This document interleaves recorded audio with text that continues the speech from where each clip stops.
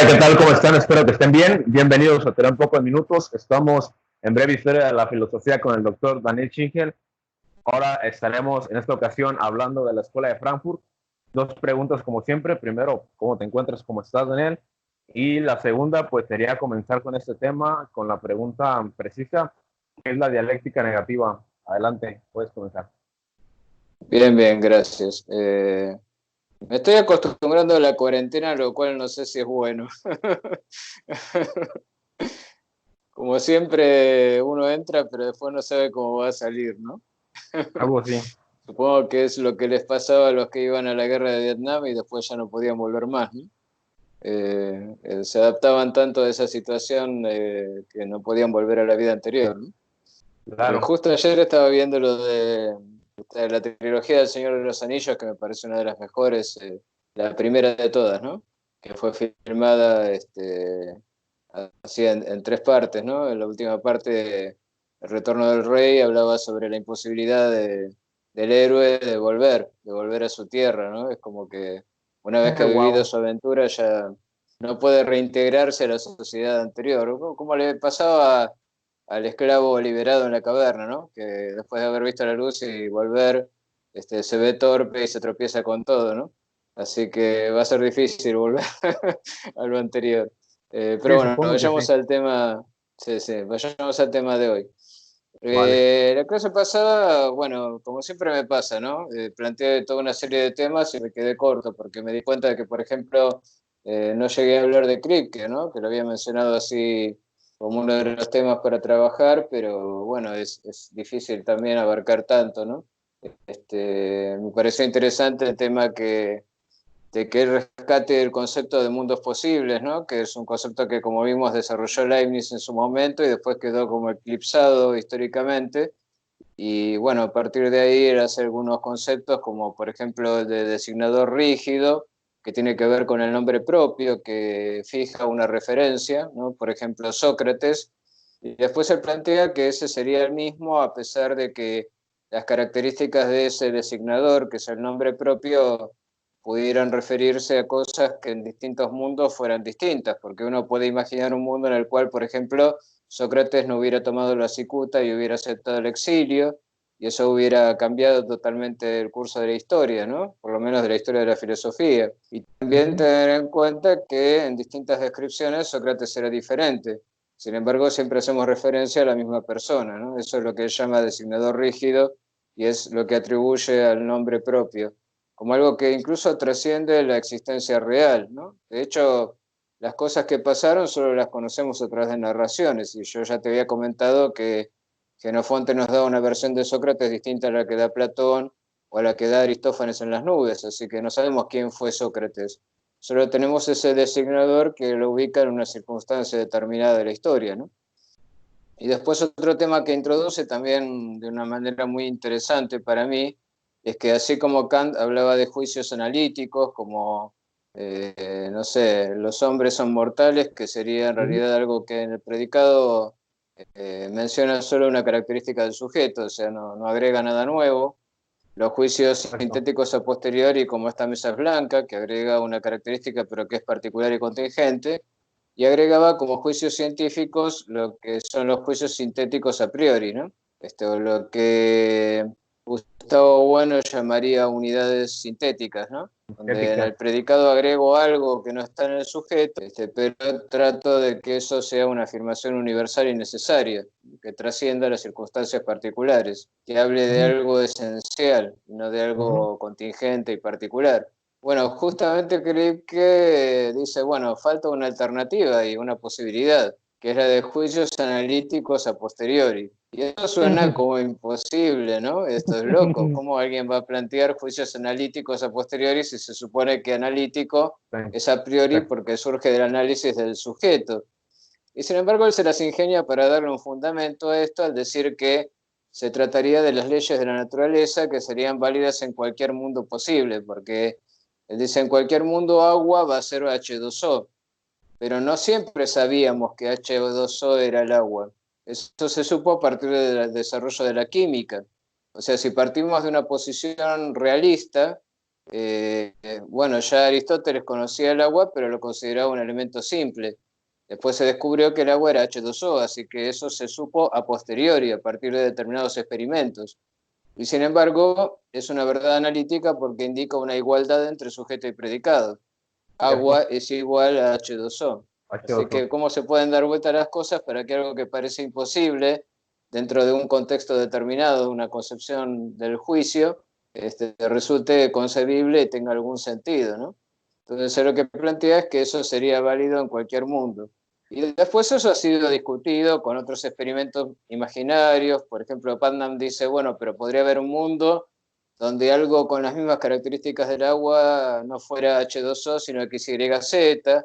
Y bueno, van delirando con estos ejemplos imaginarios que también han hecho que la filosofía analítica, de ser vista como un modelo de conocimiento colectivo, cientificista, que le daba seriedad a los planteos filosóficos, terminara en los mismos delirios, digamos, que de los que acusaba la filosofía continental más tradicional, más metafísica, ¿no? Eso para mostrar cómo llegó a convertirse poco a poco casi el antípoda de lo que había sido originalmente, ¿no? Tal es así que después va a empezar a surgir hasta ciertas corrientes analíticas que empiezan a aceptar elementos de la posmodernidad, del postestructuralismo francés, ¿no? Pero eso ya lo mencionaremos cuando nos ocupemos de ese tema. Eso simplemente como para dar un cierre al tema de la filosofía analítica y su desarrollo. Muy bien. Pero en la época en la que la filosofía analítica recién empezaba, ¿no? Y trataba de plantear, bueno, que la metafísica había que dejarla de lado y había que hacer una teoría de la verdad científica libre de todo elemento subjetivante, ahí aparece justamente el desarrollo de la teoría crítica como una respuesta, ¿no? Como dice Gustavo Bueno, siempre un filósofo piensa en contra de los otros, ¿no? Y ocurrió que en la Universidad de Frankfurt surge un instituto dedicado a estudios sociales, liderado por dos personalidades que son Adorno y Horkheimer, Sí, quienes van a establecer, digamos, la necesidad de recuperar el contexto social y subjetivo en el cual se desarrolla el conocimiento científico. O sí, sea, ellos aceptan, digamos, que la filosofía es un saber de segundo grado, en el sentido de que es un saber que solo puede reflexionar a partir de la verdad de la ciencia, y hay que aceptar la verdad de la ciencia, como saber dominante, ¿no? Básicamente, no porque sea verdadera en el sentido de reflejar la realidad, sino porque es lo que se ha convertido en el siglo XX en el modelo de conocimiento verdadero. Pero cuestionan que esa verdad sea una verdad en sentido estricto, ¿no? Y que sea una verdad pura, digamos, que puede liberarse de toda referencia al contexto sociológico en el cual ha surgido y a la psicología de las personas que han elaborado ese conocimiento, ¿no? Entonces empiezan a interesarse por revivir algunos aspectos del pensamiento marxista para mencionar justamente la cuestión de la praxis que está implicada en el desarrollo de un conocimiento científico y también elementos del psicoanálisis de Freud, que en ese momento ya eran prácticamente hegemónicos en el campo de la psicología. Casi no había ningún psicólogo que no fuera psicoanalista, aunque hoy en día justamente es el contrario, ¿no? Ya no queda casi psicoanalistas. En ese momento era hegemónico como lo era el marxismo en el campo de la sociología. Entonces, de hecho, bueno, pasa eso, ¿no? Que a principios del siglo, hasta mediados del siglo XX, incluso sobre todo en los años 60 del siglo XX, o sea, después de la Segunda Guerra, vamos a tener que casi cualquier intelectual o cualquier persona que se dedique a las disciplinas humanas va a ser marxista a su manera, ¿no? Por supuesto que cada uno va a entender a Marx como le plazca, ¿no? Y según cierto. contextos e ideas diferentes, ¿no? No es lo mismo el marxismo como lo va a defender, por ejemplo, Adorno, el marxismo como lo va a sostener la construcción estructuralista del marxismo, de Althusser, ¿no? Sí, Son ajá. posiciones totalmente diferentes y sin embargo los dos usan ese designador rígido, para decirlo en términos de Kripke, que sería Marx. Cada uno se arma su Marx, ¿no? Es como suele pasar con Sócrates, ¿no? Cada uno tiene su Sócrates y bueno, en ese momento cada uno tiene su Marx. Pero el Marx que le interesa básicamente a Adorno y a Horkheimer es el que menciona este carácter de insumo de la producción que tiene el conocimiento científico, ¿no? La ciencia y la técnica son insumos de la actividad productiva, eso no se pueden desligar del contexto de lo que es el modo de producción capitalista, ¿no?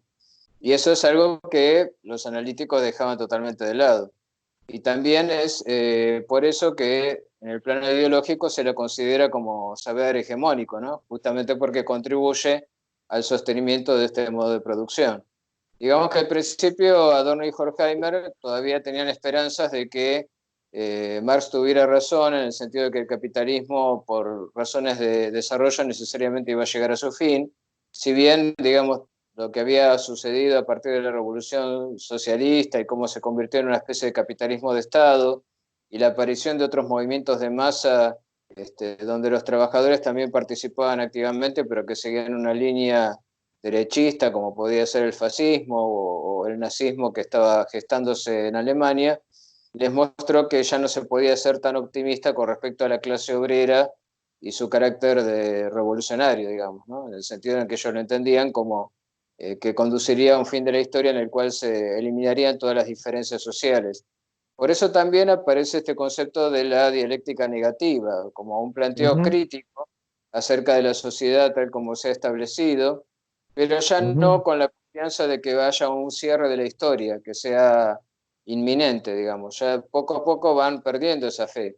Y esa ujú. fe se pierde totalmente ya cuando sucede lo del nazismo con Auschwitz, al punto de que Adorno, por ejemplo, dice, después de Auschwitz ya no se puede escribir más poesía. O sea, fue tan trastornante ese fenómeno, digamos, de eliminación por medios tecnológicos de una forma sistemática de una determinada raza en la que se ponía todo el mal del mundo, que Sí, eso generó, obligó a todo un cambio, ¿no? En la concepción acerca del hombre, de la cierto. ética, la confianza en el futuro se vio desmoronada, o sea, se vieron ellos mismos, estos filósofos, en una civilización cada vez más avanzada, más brillante, con más conocimiento científico, más dominio técnico de la naturaleza, y sin embargo capaz de las atrocidades más espantosas, ¿no? Y eso sin ningún tipo de pasión, ¿no? Una cosa que va a decir Hannah Arendt, que es otra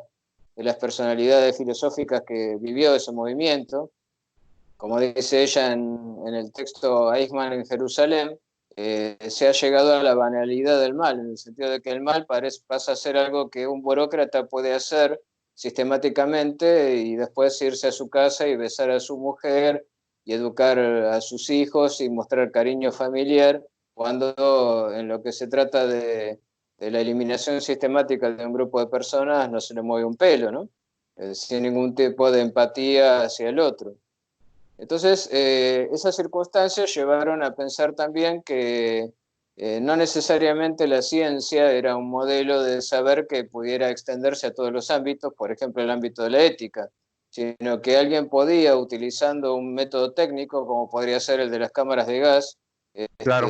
eliminar sistemáticamente a un grupo de personas bajo una concepción totalmente irracional, pero fundada sobre una teoría, por ejemplo, de las diferencias raciales, también una teoría presentada en ese momento como científica, y así utilizar la ciencia y la técnica como un medio masivo de destrucción. Algo que, bueno, lleva hoy en día también a estas concepciones un poco paranoicas de pensar que el coronavirus podría tranquilamente haber sido inventado en un laboratorio para producir efectos de tipo económico, ¿no? Entonces, lo que ellos viven en ese momento es la deshumanización del hombre por parte de la ciencia, ¿no? O sea que la razón, que era lo que el iluminismo había prometido que nos iba a llevar a un estadio superior de madurez en el desarrollo de la humanidad, terminó llevando a la destrucción sistemática de unos seres humanos por otros. Con lo cual el planteo de ellos sería que no es que el nazismo es anti-iluminista, sino que el nazismo es una consecuencia del iluminismo, de la ilustración. Una idea terrible que van a desarrollar Adorno y Horkheimer en un texto que se llama justamente, creo que el iluminismo, la ilustración o las consecuencias, no lo recuerdo bien el título, pero habla sobre ese tema y lo importante es la tesis que desarrolla, ¿no? Esta idea de que, dialéctica de la ilustración, ¿no? Que Ujú, plantea que la ilustración, en su afán por iluminarlo todo, dejó de lado o dejó afuera elementos sombríos, reprimidos y oscuros que pueden utilizar la propia razón para manifestarse y generar y desencadenar toda su furia, ¿no? Por eso Claro, también es la idea de que el psicoanálisis muestra estos elementos reprimidos que de alguna manera son resignados para poder entrar a la maquinaria productiva, ¿no? Que como sabemos funciona de manera circular y fríamente, pero que siempre pueden encontrar manera de asomar y colarse. Y como decía Freud, estos elementos reprimidos, cuando pasan al acto, siempre lo hacen de una manera bestial, ¿no? Como podemos verlo sí, en el caso del nazismo. Muchos claro. han discutido esto, ¿no? Han planteado, bueno, si tenía razón Adorno y Horkheimer en decir que es la racionalidad occidental la que ha llevado como consecuencia al surgimiento del nazismo, o si en realidad se trató de una regresión hacia formas de irracionalismo romántico, como algunos lo plantearon, sobre todo teniendo en cuenta que vemos algunos elementos de eso en Heidegger, por ejemplo.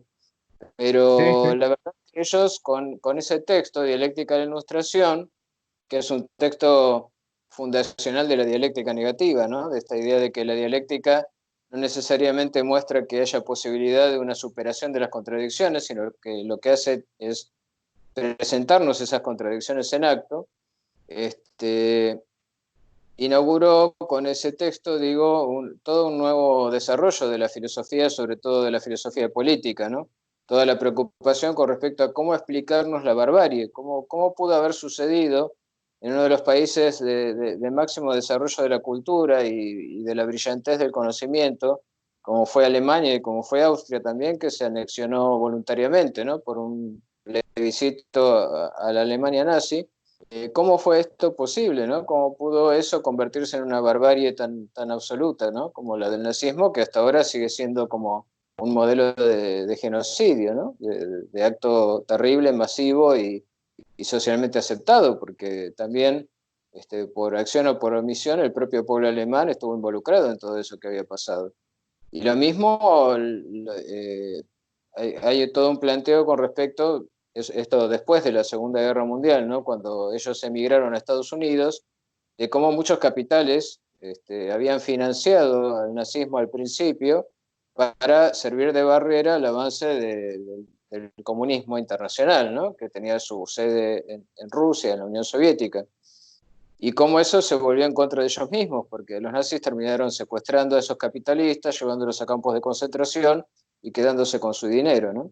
Entonces wow, siempre este peligro de alimentar la a bestia. una maquinaria irracional para defenderse de un enemigo común que después termina poniéndose en tu propia contra, ¿no? Así que desarrollaron planteos políticamente muy fuertes y muy interesantes, ¿no? La dialéctica negativa tiene que ver con esto, ¿no? Es una posición crítica en el sentido kantiano, porque recuperan de Kant la idea de una crítica de la razón, pero ahora es una crítica a la razón instrumental, ¿no? La razón puesta en práctica y planteando los elementos que la razón oculta de las propias motivaciones que llevan a los sujetos a utilizarla para tal o cual fin, ¿no? Razón instrumental porque es una razón que es simplemente un medio más o menos adecuado al fin propuesto. El tema es que los fines pueden ser totalmente irracionales, como la aniquilación del diferente, ¿no? Así que es muy fuerte y muy interesante, ¿no? El planteo de la teoría crítica. Excelente, de maravilla lo que mencionas. ¿Qué pensaba Walter Benjamin acerca de la historia y acerca del arte, ya sumando a lo que ya mencionas, que fue la dialéctica negativa? Claro, Walter Benjamin es uno de los miembros de la Escuela de Frankfurt, aunque él mismo se consideraba un poco fuera, digamos, de ese, porque no podemos decir, digamos, que haya una homogeneidad de pensamiento. Hay ciertos puntos en Ujú. común. Esto de la dialéctica negativa, el rescate de Marx, el rescate del pensamiento de Freud, para un análisis del conocimiento científico, todo eso está presente.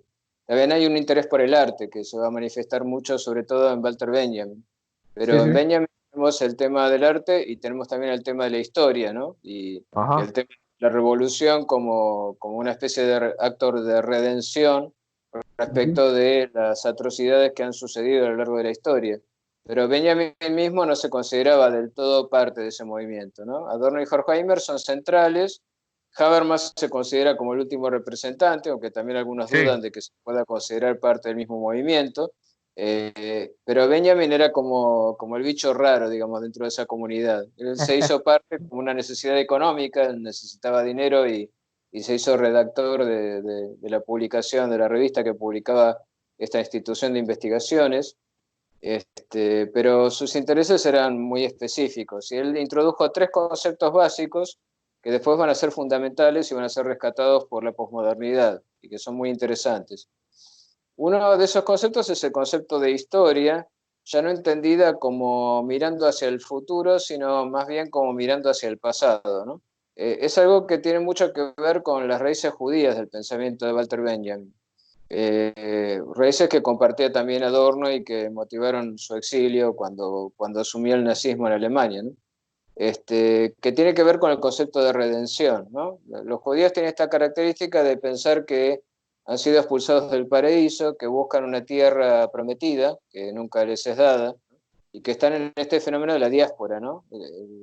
Que lo plantean ya como algo metafísico, porque ya desde Adán, que fue expulsado del paraíso, ellos son expulsados permanentemente, ¿no? Pero es como un modelo de la historia humana, en el sentido de que el hombre está siempre en una situación de nomadismo, ¿no? Buscando una finalidad, una meta que él mismo desconoce y que tiene que ver con algo que llama salvación. En el caso del cristianismo se considera que la salvación ya ha sido alcanzada, ¿no? Porque Jesús ya lavó nuestros pecados y solo se trata de seguir ese modelo. En cambio, en el judaísmo queda como algo abierto, algo que todavía no está terminado, ¿no? Entonces, con respecto al tema de la historia, Benjamin mezcla esos elementos, digamos, de judaísmo con la teoría de la historia de Marx, a la cual va a ver no tanto como una teoría sobre cómo superar las diferencias de clase, las luchas de clase y demás, sino como la idea de que la historia es un conjunto de ruinas, de desastres, de masacres, de crímenes, y que si algo tiene sentido en la historia es el intento por, de alguna manera, salvar a todos esos muertos, salvar todo eso que ha sido destruido. Y al mismo tiempo es muy pesimista con respecto a la posibilidad de esa salvación, porque él entiende que el progreso es un impulso irrefrenable, o sea, es un impulso que hace que la historia mire siempre hacia adelante y solo el filósofo puede tomar distancia de eso, mirar hacia atrás y ver lo que se ha perdido, ¿no? Lo que ha quedado en el camino. Cosas como el hecho, bueno, de todas las personas que han muerto de hambre cuando se pasó del modo de producción feudal al capitalista, ¿no? Porque los artesanos fueron obligados a dejar sus trabajos, muchos murieron y otros, bueno, tuvieron que incorporarse a este nuevo modo de producción. Pero el progreso es así, el progreso nos pasa a todos por encima. De hecho, está pasando ahora, ¿no? Si se quiere, el progreso es esto, ¿no? Es que un fenómeno determinado, sea una circunstancia histórica, sea un cambio en los modos de producción, nos obligue a cambiar nuestros hábitos, nuestras costumbres y tratar de sobrevivir como sea posible, ¿no? Entonces, el avance inexorable del progreso no tiene piedad y no tiene humanidad. Es algo frío y es algo constante y es un impulso irrefrenable sobre el cual no tenemos ningún tipo de control. Entonces, eso sería el aspecto que él rescata del pensamiento de Marx como esta lógica de la historia que arrasa totalmente a los individuos. O sea, es un marxismo pesimista, ¿no? Donde no se ve la posibilidad de que la superación del capitalismo necesariamente implique que los conflictos sociales sean superados y borrados. Por eso también esta idea de una dialéctica abierta, ¿no? No hay un cierre promisorio al final del camino. Al final del arco iris no nos encontramos con la fuente dorada de nuestra salvación, digamos.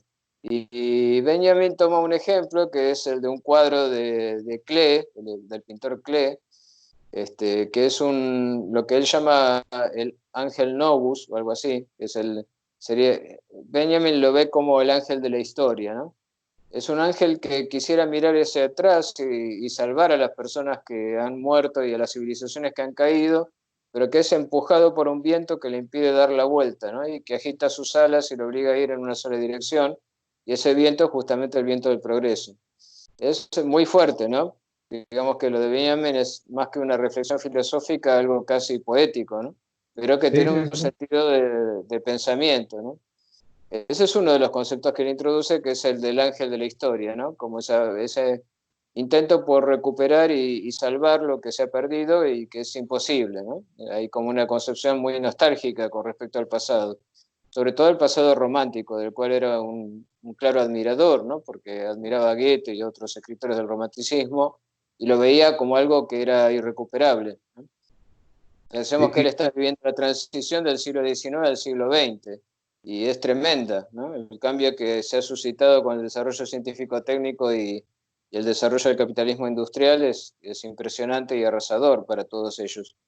Después él también tiene el concepto de flaner, que es el paseante de ciudad, no sé si lo conocías, pero bueno, es bastante citado, que sería aquel que mira cómo se van transformando las ciudades, cómo este progreso va cambiándolo todo, y lo contempla como con cierto interés estético, ¿no? Como diciendo, wow, esta hace surgir nuevas formas de belleza que eran inusitadas antes, ¿no?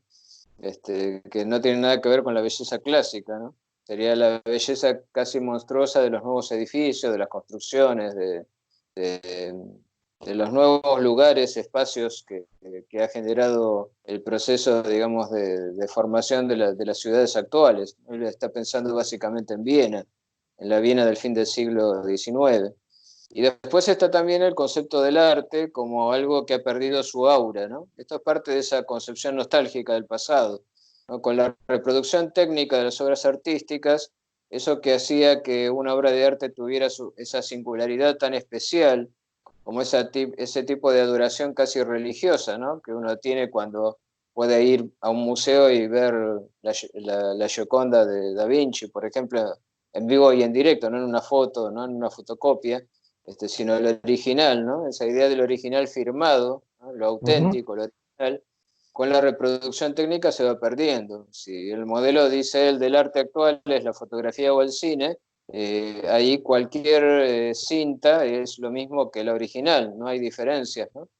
Se puede reproducir al infinito y lo que cuenta es la imagen proyectada. Y aparte es una construcción, porque se arma a partir de un proceso de montaje, ¿no? Y el montaje lo entiende justamente como esta característica que nos permite tomar una visión de la realidad y desmontarla y montarla de otra forma. Para él tiene algo de positivo, que es la posibilidad de pensar otros mundos posibles, otras realidades posibles, ¿no? Como pensando que puede transformarse la realidad a la cual estamos sometidos y por lo menos imaginariamente construir otra, ¿no? A través del arte. El arte sería lo único que para esta corriente le pone un freno al desarrollo industrial, capitalista y al progreso y plantea visiones alternativas del mundo, ¿no? Ya no podemos esperar ese futuro promisorio ni de la política, ni de la economía, ni... Hay como una resignación, ¿no? El capitalismo ya está consolidado y no va a caer. Entonces, ¿qué posibilidades tenemos de emancipación? Y una es la filosofía, a través de un pensamiento crítico que ponga en cuestionamiento, por ejemplo, lo que es el consumismo, ¿sí? Sí, Que sí, sí. ellos lo ven como algo negativo porque ¿qué ha hecho el consumismo? Ha hecho que con la reducción de la jornada laboral, el hombre en el tiempo libre, el trabajador, en vez de utilizar ese tiempo para crear, ¿no? Para hacer lo que Marx entendía como el trabajo Exacto. no Productivo. alienante, sino aquel en el Ujú. cual uno se apropia de lo que produce y se ve reflejado en eso y toma conciencia de sí mismo, queda perdido en producciones de otro contemplando embelesado las películas en el cine o las obras creadas por los arquitectos, o sea que también está alienado incluso en su tiempo libre, ¿no? Pero alienado no por su trabajo, sino por esa contemplación de todo lo que constituye entretenimiento, ¿no? Digamos que eran bastante amargados, ¿no? Estos tipos, o sea, no les gustaba nada esto del uso del tiempo del ocio para el entretenimiento, pero ellos lo veían como una manera en que el capitalismo había logrado que la alienación no sea superada ni siquiera con la reducción de la jornada laboral, ¿no? Sino Wow, wow. que todavía se incrementa más y cobra nuevas formas, nuevas figuras. Y después otro concepto, como te decía, con esto de la pérdida de aura, es esta idea de que el arte de todas maneras conserva esta función crítica, ¿no? Esta función de crítica de la sociedad o crítica de la realidad. Hay que pensar que en ese momento la Unión Soviética con Stalin, ¿no? Básicamente había consolidado la idea de que la única forma de arte aceptable dentro del comunismo era el arte realista, el realismo socialista, que lo que tenía que hacer es pintar con realismo los sufrimientos de los trabajadores y nada más. Entonces, todo lo que habían sido las vanguardias se apartaron del comunismo, ¿no? Y este movimiento de la teoría crítica intenta presentar un marxismo alternativo al comunista, donde las artes, esas artes nuevas, esas artes de vanguardia, tengan un lugar de emancipación, ¿no? Que sirvan también, no por su contenido, sino por la forma de realizarse, ¿no? Por este planteo de trastornar, de alguna manera, aunque sea en el arte, aunque sea imaginariamente, las Claro. coordenadas vida cotidiana, ¿no? De la realidad tal como ha sido instituida por el capitalismo. ¿Y qué pensaba Adorno de esto, del arte de vanguardia? ¿Qué pensaba? Bueno, justamente Adorno, bueno, tiene varios textos, uno es dialéctica negativa, otro es ese que mencionábamos de la dialéctica del iluminismo con Horkheimer, y tiene otro que se llama estética, que no llegó a terminar, y él lo que planteaba era que lo que caracteriza al arte contemporáneo no es ya la búsqueda de la belleza o la realización de la idea, como decía Hegel, sino ese carácter de ruptura, ¿no? De ruptura con lo establecido.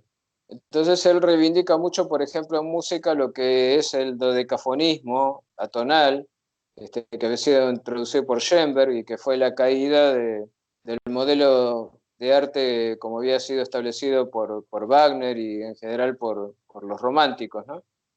Para él el arte no tiene que ser algo que nos resulte agradable, sino que tiene que tener esa dimensión de disonancia que trastorne las dimensiones en las que habitualmente ubicamos las cosas, ¿no?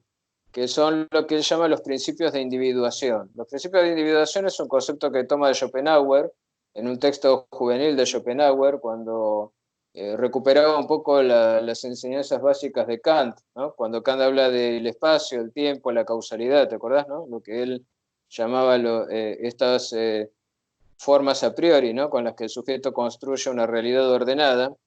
Esto sería todo modificado y alterado en la obra de arte, ¿no? Por supuesto, desde una dimensión imaginaria, pero si nosotros vemos, por ejemplo, el caso del cubismo, donde Sí, Picasso se propone poner varios planos superpuestos, ¿no? Entonces queda la nariz se ve como de costado y el ojo del otro costado, porque los distintos planos de la cara pasan a estar en el mismo plano, ¿no? Ahí hay un trastorno de las dimensiones del espacio, por ejemplo, ¿no? Y en el caso del cine, muchas veces con el montaje se trastorna la dimensión del tiempo y hay cosas como el flashback, donde de golpe uno puede ir hacia atrás, en el pasado, ¿no?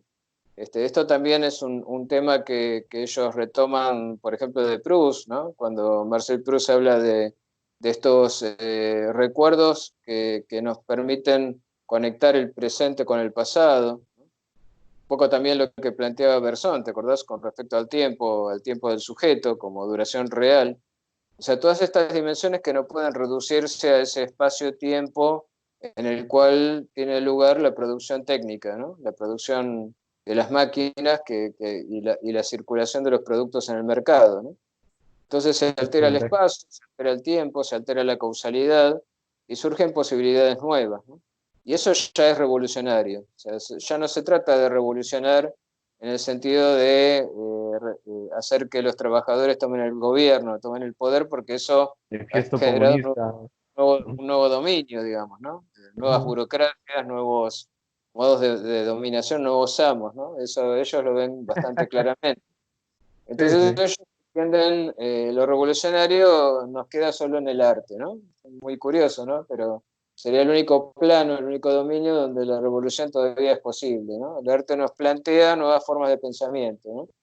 Revolución ya no en el sentido entonces de reivindicación de la libertad del trabajador, recuperación del objeto producido, sino producción de otra forma, ¿no? Producción alternativa, sin finalidad concreta, ¿no? La producción de algo que no tiene utilidad, ¿no? Producción de algo que no tiene sentido en el mercado, digamos, ¿no?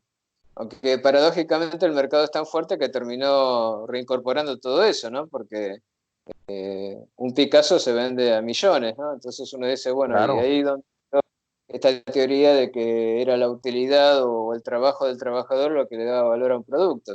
Al final exacto. parece como que el capitalismo tiene mil cabezas, es la hidra que no podemos cortarle todas las cabezas porque cuando queremos que encontramos el método para escapar, encontramos otra forma más de reproducirlo, ¿no? Como pasa con el Che Guevara que vuelve como camiseta, ¿no? Exacto, sí, sí, algo así. Todo queda sumido dentro del mismo sistema de producción. Y eso es algo que ellos también van a advertir cuando después del exilio en Estados Unidos ven cómo surge el arte pop, que termina siendo también un arte para consumo, ¿no? Para consumo masivo. Entonces ya empiezan hasta a plantearse hasta ese optimismo inicial que tenían con respecto al arte de vanguardia. Y ya casi no queda dominio, ¿no? Donde uno pueda esperar de alguna manera eh, algo revolucionario, algo que podamos llamar revolución, ¿no? Quizás solamente en el dominio de la filosofía. No queda otra cosa más que esa actitud Pensamiento. crítica que realizaban del pensamiento de Kant, ¿no? La crítica de la razón instrumental capitalista. Ese va a ser el planteo, básicamente. Muy bien, excelente. ¿De qué manera Apple y Horkheimer se convirtieron en los filósofos de la democracia parlamentaria? Bueno, justamente yo te mencionaba que no Horkheimer, perdón, Habermas, Habermas. este, Apple y Habermas son básicamente los que van a plantear la teoría de la acción comunicativa.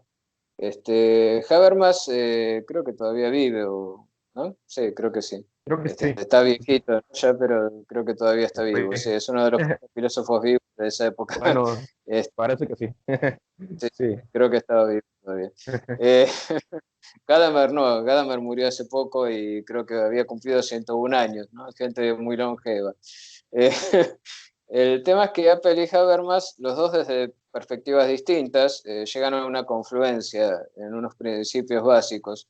Digo perspectiva distinta porque Apple en realidad sigue una línea neocantiana.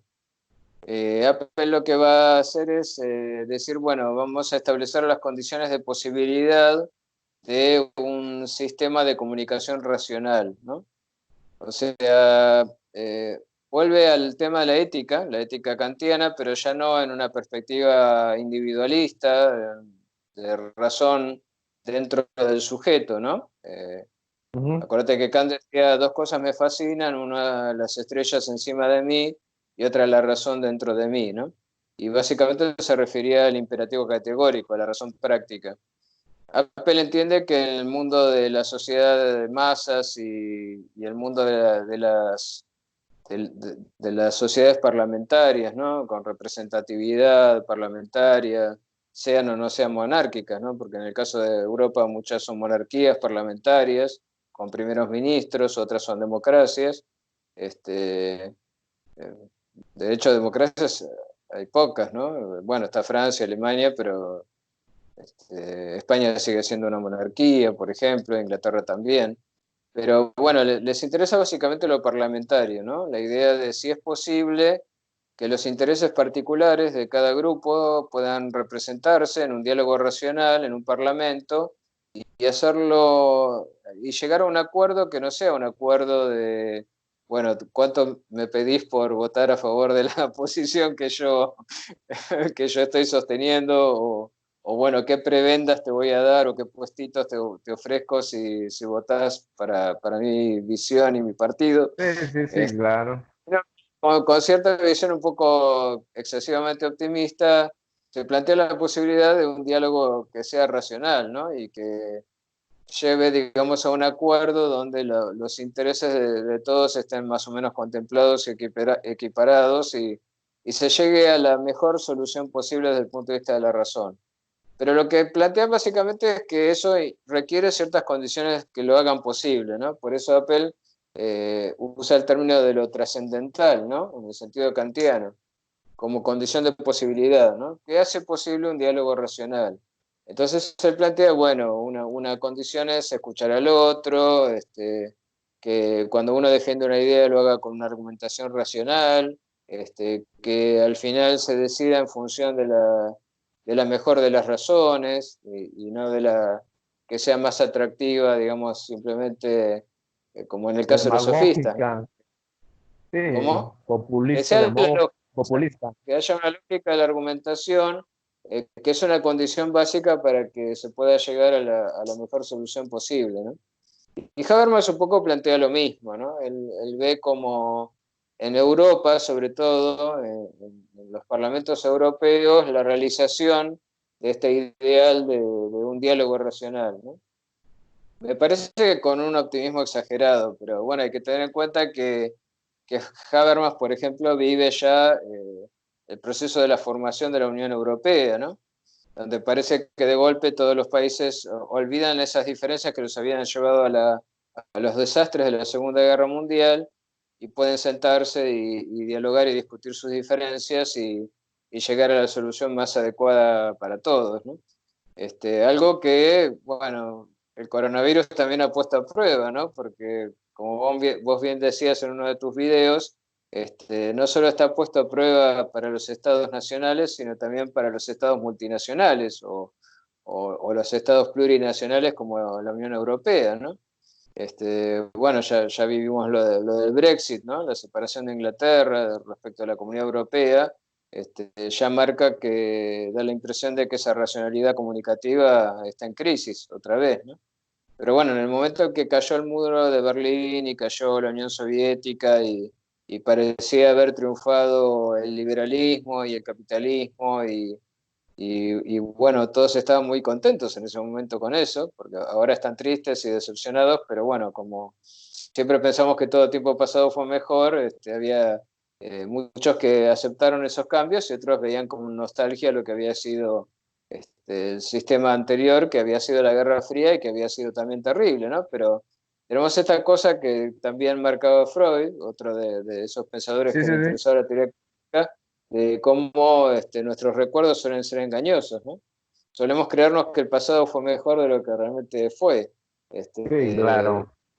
y ahí encubrimos las cosas más terribles que tuvo ese pasado, ¿no? Lo más traumático de ese pasado.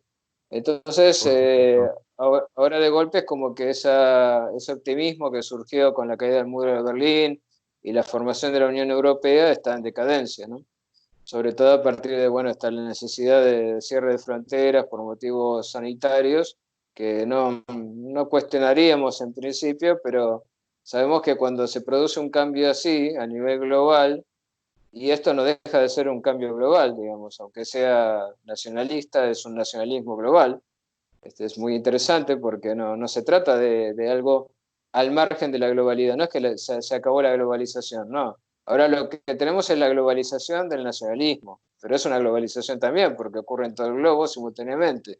Entonces el cierre de fronteras es algo también global, como fue el problema del coronavirus en primer lugar, y que lo fue también porque era global la economía y el modo de comunicación y el auge del turismo que estuvo inmediatamente antes, ¿no? Porque si no hubiera habido un turismo a nivel global, con un capitalismo a nivel global, no hubiera habido una difusión global del coronavirus tan rápida como fue.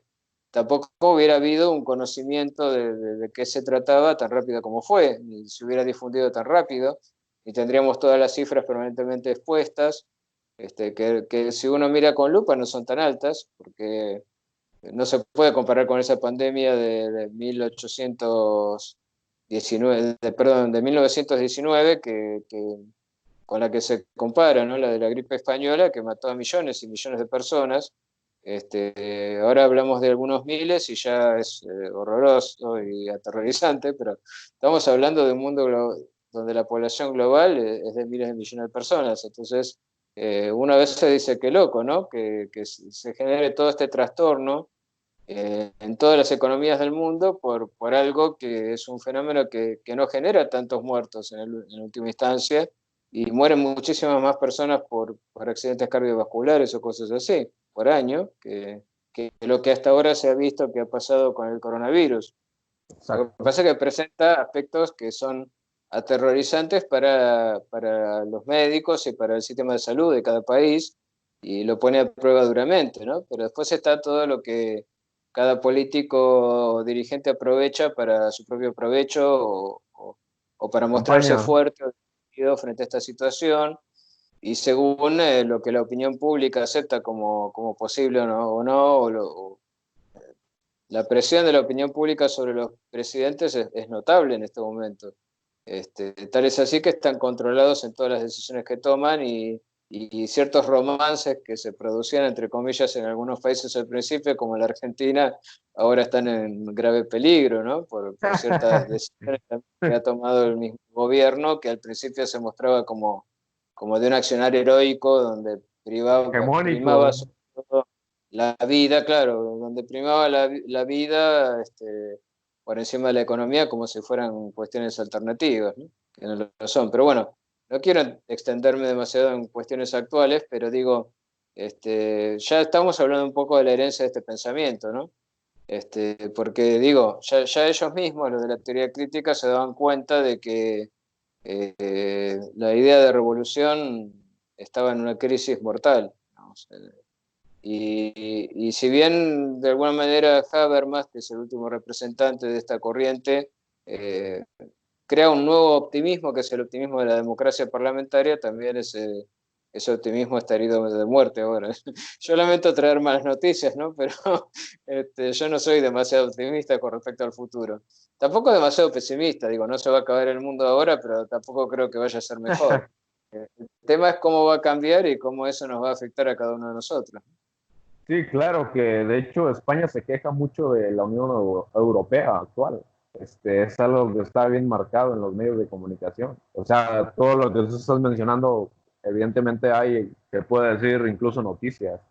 Sí, ¿Cuál sí, sí. sería otra de las cosas que podrían haberse legado hasta el hoy de la escuela de Frankfurt, aparte de las que ya mencionas? O si no, ya con esto nos vamos. Si es que ha Y quedado yo ya. creo que lo fundamental, desde la perspectiva menos política y más filosófica, es haber vuelto a poner sobre el tapete la cuestión del contexto social y psicológico en el desarrollo de la ciencia, ¿no?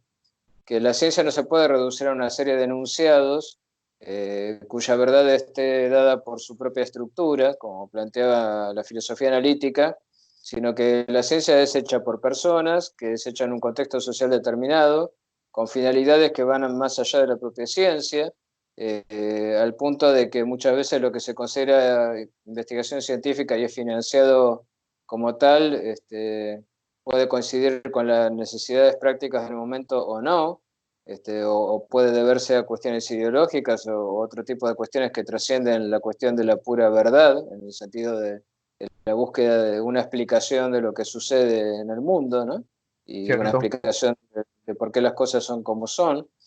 Y bueno, que tener en cuenta eso, ¿no? Tener en cuenta que el sujeto científico es un sujeto con un inconsciente, con deseos reprimidos, que reprime para poder entrar a esta maquinaria productiva, que es la producción de los papers, por ejemplo, que Sí, deben ser juzgados por un comité, que a su vez es un comité que parece buscar solo la verdad, pero también está elegido en función de cuestiones de tipo político. Se sabe mucho, por ejemplo, que el tema de los premios Nobel, ¿no? Quizás es muy claro esto en el Premio Nobel de la Paz, ¿no? Me acuerdo cuando le dieron el premio Nobel de la Paz, no sé si a Ronald Reagan o ¿no?